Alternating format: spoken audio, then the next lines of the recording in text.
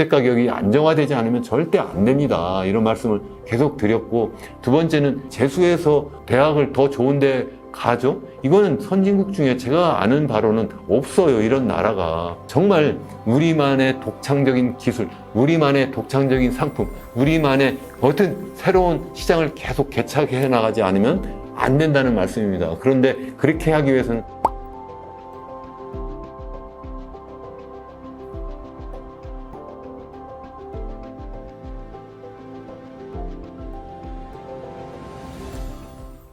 네, 안녕하세요. 이현희 교수의 경제포럼. 오늘도 함께 해주셔서 감사합니다. 오늘은 지난 두 번의 영상에 이어서 우리나라가 중진국 함정은 정말 성공적으로 벗어나서 전 세계에서도 가장 모범적인 국가다. 이렇게 최근에 세계은행, 월드뱅크에서 보고서에서도 이렇게 칭송을 했습니다만, 요즘에 와가지고 코리아 피크론이다? 아니면, 한국이 드디어 일본의 잃어버린 30년을 따라간다, 이런 여러 가지 평가가 있잖아요. 그래서 그와 관련해서 저의 견해를 지금 시리즈로 말씀드리고 있습니다. 그래서 오늘은 이제 세 번째로 실제 그렇다면 우리나라가 정말 왜 선진국 함정에 빠지고 있는 거야? 정말 우리가 일본의 잃어버린 30년을 우리가 답습하는 거 아니야? 하는 그와 관련된 의견을 더 드리고, 그런 다음에 앞으로 그럼 어떻게 해야 되겠는지에 대한 말씀을 드리려고 합니다. 그래서 지난번에 우리나라가 정말 선진국 함정에 빠졌다, 아니면 일본의 잃어버린 30년을 가는 거 아니야? 이렇게 걱정할 수밖에 없는 요인 네 가지 중에 두 가지를 말씀드렸어요. 첫 번째는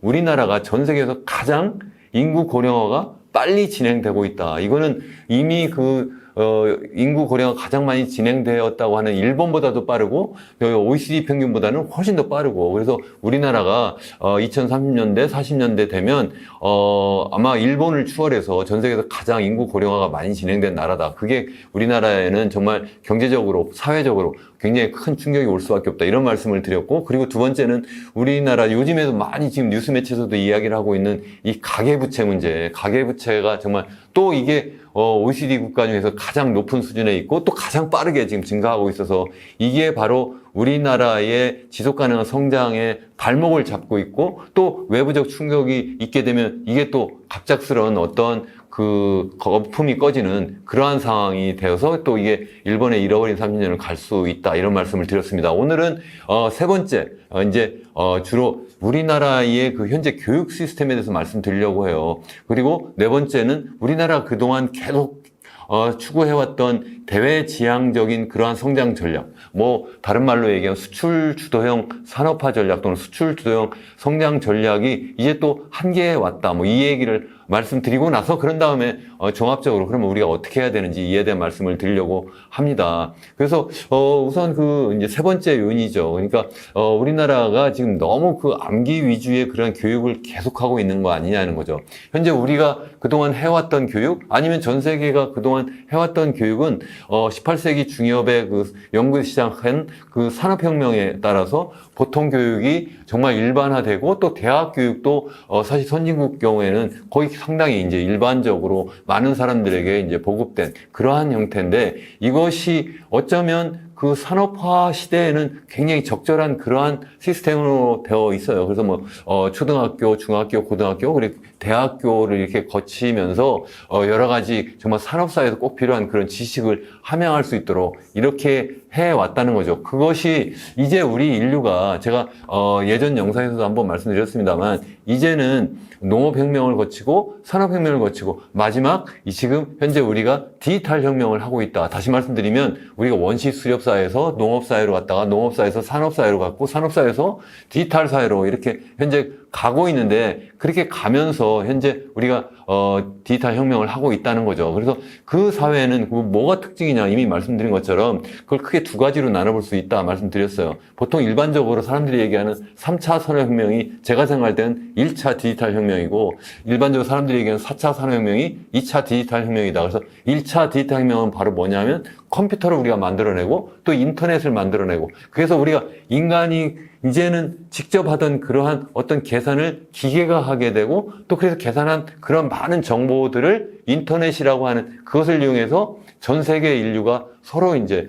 정보를 교환하는 그러한 혁명이 일어났다. 그것이 산업기계 혁명이 아니라 사실은 디지털 서비스 혁명이다. 이런 말씀 드렸고, 2차 디지털 혁명이라고 하면 요즘 많이 지금 사람들이 각광하고 있는 소위 얘기하는 디지털 서비스 떠오르면 생각나는 것이 첫 번째, 스마트폰. 이 스마트폰이 이제는 슈퍼컴퓨터가 되었고, 그것이 손안에 쥐는 슈퍼컴퓨터고, 이것이 좀 전에 말씀드린 인터넷과 연결돼서 전 세계 모든 인류가 정말 초고속으로 정보를 교환하는 그러한 시대가 되었고, 그것도 부족해서 이제는 인공지능 로봇이 이제 등장하고, 챗GPT부터 시작해서 사실 오래되지도 않았잖아요. 2, 3년 만에 이런 어떤 인공지능이 정말 보편화되고, 그래서 우리 실생활에 그냥 아예 들어와 버린 거예요. 그래서 뭐 요즘 뭐 전 세계적으로 보면, 아니면 미국 시장만 보더라도, 이게 뭐 엔비디아와 같은 이런 소위 인공지능에 필요한 그러한 반도체에 특화된 그러한 기업이 막 정말 전 세계 최고의 그런 기업이 되고 있잖아요. 이런 상태가 돼버리고 있는데, 이런 상태가 되면 앞으로 그러면 우리가 어떻게 되겠느냐 뭐 이런 거잖아요. 그런데 이제 우리가 이런 디지털 사회에 적응하기 위해서는 전혀 새로운 인재가 필요하다. 특별히 그 이유는 뭐냐면 현재 이 진행되고 있는 이 디지털 혁명이 정말 뭐 무어의 법칙에 따라서 뭐 디지털 기술이 뭐 매년 뭐 2배 이렇게 2년마다 2배 정도의 그런 어떤 성능이 증가한다든가, 또 이것이 뭐 디지털 기술뿐만 아니라 디지털 기술과 융합한 다른 분야와 융합한 다른 분야까지도 생명공학이나 재료공학이나 거의 모든 분야도 다 똑같이 이게 막 기하급수적으로 발전한다. 그걸 우리가 커스와일의 뭐 수학 가속의 법칙이다 뭐 이렇게 얘기를 하는데요. 근데 우리나라가 정작 우리가 그동안 산업화에서는 굉장히 빠르게 정말 선진국을 따라잡았는데, 이게 이제 디지털 사회로 넘어가고 있는데 우리 교육이 정말 그렇게 하고 있느냐는 거예요. 우리가 현재 하고 있는 교육 많이 우리가 자비판 많이 하잖아요. 첫 번째, 암기 위주의 교육을 하고 있고, 두 번째, 너무 학벌 위한 그러한 경쟁을 하고 있고, 또 그것을 주도하는 그러한 교육부가 중앙 집권적인 그러한 교육 시스템을 하고 있는 것이 아니냐는 거예요. 그렇기 때문에 우리나라의 대학들이, 우리나라에서는 뭐 최고의 대학이라고 얘기하는 서울대학교도 전 세계적으로 보면 등수가 여기 한 가지 예를 들었습니다만 여러 평가 기관이 있는데 THE라고 하는 그러한 연구에서 나오는 그러한 세계 대학 순위를 보면 서울대가 한 62위, 연세대학도 76위 이 정도밖에 되지 않는 거예요. 그런데 중국의 칭화대나 베이징대나 아니면 NUS, 싱가포르 대학 이런 대학들은 다 그래도 10위권에는 다 들어가 있거든요. 근데 우리나라는 그렇지 못하다 하는 말씀 드렸고, 그리고 이제 네 번째로 이제 우리가 생각해 볼 수 있는 것이 바로 이제는 우리나라가 정말 수출 주도형 그런 어떤 경제 성장을 했는데 이제 전 세계가 더 이상 세계화가 아니라 분절화가 되니까, 특히 이제 최근에 미국과 중국 간의 이러한 냉전 상황이 막 이렇게 전개되면서 이제 우리나라가 더 이상 이게 계속 수출 주도형 그러한 성장을 할 수 없다는 거죠. 그래서 이와 관련된 말씀도 제가 그동안 계속 드려왔는데, 최근에 그런 어떤 더 이카노미스트, 세계적인 그 경제 주간지에서 나온 표지 기사인데, 이제는 새로운 경제 질서가 현재 형성되고 있다. 그것이 이제는 하나의 시장이 아니라 정말 분절화된 그러한 시장이 되는 것이 이제 새로운 질서다. 이런 이야기고, 또 그것을 정말 주도하는 그러한 두 나라가 전 세계에서 가장 경제 규모가 크고 가장 강력한 그런 군사력을 갖고 있는 바로 미국과 중국이다. 미국과 중국이 이제는 패권 경쟁을 본격적으로 하니까 이게 큰일이다. 특히 우리나라 같은 경우에는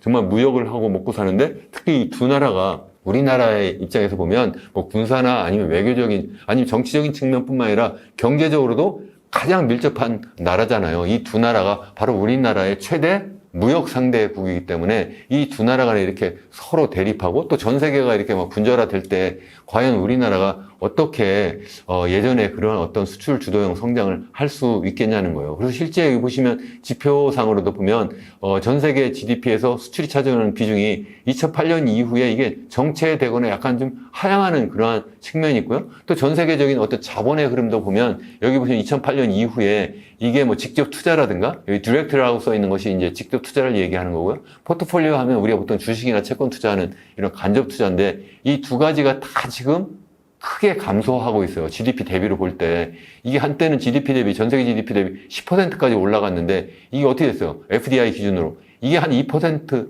남짓으로 줄어들었고요. 포트폴리오 투자도 이게 한 5%가 넘었었는데, 이게 지금 1% 수준으로 지금 떨어졌다. 2% 미만으로 떨어졌다. 이런 이야기를 하는 거죠. 그러니까 굉장히 앞으로 우리나라가 수출 주도형 그러한 성장 전략을 계속 취하기 굉장히 어렵다는 겁니다. 그러니까 그러면 앞으로 어떻게 해야 되느냐가 굉장히 중요하잖아요. 그래서 이와 관련한 이야기를 제가 계속 그동안 드려왔는데, 제일 첫 번째가 결국은 뭐예요? 우리나라 지금 이렇게 어쩌면 피크 코리아라는 얘기도 듣고 아니면 선진국 함정, 다시 말씀드리면 이제 선진국이 되었지만 더 이상 성장하지 못하고 정체하거나 아니면 도리어 상대적으로 전 세계적으로 퇴보할 수밖에 없는 이유가 우리나라가 전 세계에서 가장 빠른 인구 고령화를 현재 우리가 만들어내고 있다, 경험하고 있다, 이런 이야기인데요. 그래서 이것을 결국은 어떻게 해야 되느냐, 속도를 늦출 수밖에 없다. 우리가 인구 고령화를 우리가 아예 막을 수는 없다고 저는 생각을 해요. 우리가 오래 살고 더군다나 이제는 예전과 달라서 전 세계적으로도 보면 우리가 보통 출산율이, 그러니까 크게 보면 인구 고령화가 하나는 오래 살아서 그렇고 또 한 가지 측면은 아이를 많이 낳지 않아서 그렇잖아요. 근데 오래 사는 건 이건 개인적으로 축복이니까 앞으로 더 또 사실 데이터 혁명이 되면서 인간 수명은 계속 늘어날 거라고 생각을 해요. 그래서 이게 뭐 80세가 아니라 90세, 100세까지도 우리가 살 거라고 생각하는데 그건 어쩔 수 없는데 한편으로 또 아이를 많이 낳지 않아요. 그래서 OECD 평균도 지금 한 1.5명 남짓이다 이렇게 말씀드렸는데 우리나라 문제는 0.72명이고 올해는 0.7명도 지키기가 굉장히 어려울 수도 있다 이런 말씀을 드렸어요. 그래서 결국은 뭐냐면 적응하라는 거는 결국은 속도를 늦추고 적응해라 이런 말씀인데 적응은 결국은 인구 고령화는 어쨌든 피할 수 없으니까 여기에 맞는 그런 어떤 경제, 사회, 문화, 정치, 제도를 우리가 거기에 맞춰 나간다. 그것이 굉장히 중요하다. 그래서 그와 관련된 말씀을 제가 이 영상에서 뿐만 아니라 앞으로 계속 또 더 말씀드리려고 하는데 그것이 한 가지고 또 한 가지는 속도를 늦춰야 된다. 속도를 늦추려면 결국 뭐냐 하면 출산율을 높일 수밖에 없다는 거예요. 그래서 제가 우리 제 채널에서 계속 강조해서 제가 여러분들께 말씀드린 게 뭐냐면 인구 고령화, 특히 어떻게 하면 우리의 출산율, 출생률을 높일 거냐. 그래서 제가 그동안 뭐 여러 가지 말씀드렸어요. 이렇게 출산율이 낮아지는 이유는 고용이 불안정하고 또 우리의 주택 사정이 굉장히 거주가 불안정하다. 사실 집값이 너무 높아져가지고 그래서 사람들이 젊은이들이 어디 들어가서 살 데가 없다. 이런 말씀 계속 드렸고 세 번째는 너무 지나친 경쟁. 좀 전에 말씀드렸잖아요. 우리가 너무 그냥 암기 위주의 그런 과잉 그런 어떤 교육 경쟁, 특히 거기에 사교육까지 끼워가지고 이렇게 하면서 사람들이 아이고 뭐 아이를 낳으면 내가 이걸 어떻게 다시 또 우리 아이에게 다시 이거 반복해서 시킬 거냐 이에 대한 절망을 다 하거든요. 특히 교육비만 하더라도 이거 보면 우리가 보통 대학까지 졸업시키려면 교육을 시키려면 보통 한 명당 한 3억 정도 이렇게 든다고 하는데 젊은 부부가 집을 사기 위해서도 우리가 보통 우리 PIR이라고 해가지고 평균적인 가계 수입 대비 가계 소득 대비 평균적인 주택 가격이 서울 기준으로 우리나라 한 25배 정도 된다고 그래요. 그러니까 25년 정도 그냥 먹지도 않고 입지도 않고 쓰지도 않아야 되는데 거기에서 또 교육비까지 다시 또 한 명당 뭐 3억씩 든다고 그러면 이게 가능하겠냐는 거예요. 불가능하다. 그래서 이 고리를 끊어줘야 된다고 제가 계속 말씀드리잖아요. 그래서 주택 가격이 안정화되지 않으면 절대 안 됩니다. 이런 말씀을 계속 드렸고 두 번째는 이런 교육 시스템 앞에서도 제가 말씀드린 것처럼 정말 어쩌면 무의미한 그런 교육이에요. 사교육 해가지고 하는 게 뭐예요? 결국 재수한다는 게 뭡니까? 재수한다는 게 어떻게 재수해서 대학을 더 좋은데 가죠? 이거는 선진국 중에 제가 아는 바로는 없어요. 이런 나라가. 이건 결국 뭐예요? 결국 암기해서 그래서 그냥 달달달 외워가지고 그래가지고 대학을 갈 수 있도록 하는 거잖아요. 거기에 우리 가뜩이나 젊은 인구가 부족한데 거기서 1년을 낭비하는 거예요. 재수하면서. 그것도 정말 쓸데없는 그러한 교육을 하면서 거기서 무슨 창의적인 그런 교육을 해요? 아니잖아요. 그래서 그런 문제, 이게 다 종합적으로 되어 있는데, 어쨌든 그러한 문제, 또 그리고 일과 가정의 어떤 양립 문제를 또 해결해야 된다. 이렇게 네 가지 말씀을 드렸는데, 그 구체적인 얘기는 제가 예전 영상에서 말씀드렸고, 또 앞으로 또 계속 말씀을 드릴 거예요. 그래서 어쨌든 이것이 너무 중요하다 하는 말씀을 제가 드리고, 두 번째는 이 가계부채 문제인데요. 제가 계속 말씀드리잖아요. 우리나라는 어쩌면 지금 최근에 와가지고 특히 너무나 이게 건설 투자 위주로 특히 이제 부동산 위주로 그러니까 그렇게 해가지고 사람들이 막 또 거기에 막 열광해가지고 마치 로또처럼 돈을 빌려가지고 내가 분양받으면 그러면은 뭐 완전히 내가 그냥 그야말로 로또 복권 당첨된 것처럼 이렇게 되는 시스템이 돼버렸어요. 실제 생각해보면 우리나라는 이 소위 얘기하는 부동산 개발업자들도 자기 자본이 3%밖에 되지 않는다는 말씀드렸잖아요.